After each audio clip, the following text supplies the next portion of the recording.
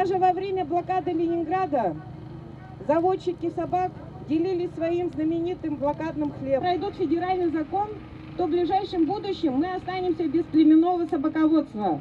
Мы против этого закона, потому что у нас в Якутии круглогодично живут в полевых условиях очень много народу. Это оленеводы, табунщики, геологи и работники вахтового метода, потому что они постоянно контактируют с медведем. Бывают ежегодно случаи нападений на людей от травежа, медведей и волков. Это большой урон наносят они. Поэтому вот в каждом этом оленеводческой бригаде вот в этих полевых условиях требуются собаки, которые защищали бы, охраняли бы их от медведей, от хищников. Охота для нас является традиционным укладом жизни жителей республики.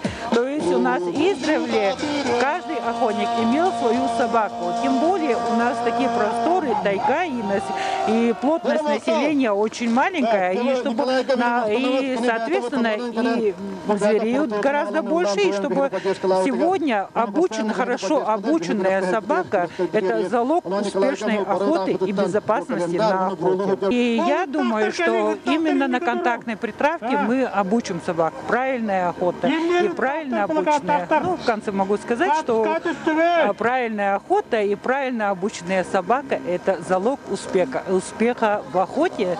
И охотник – это и есть защитники леса и родной природы.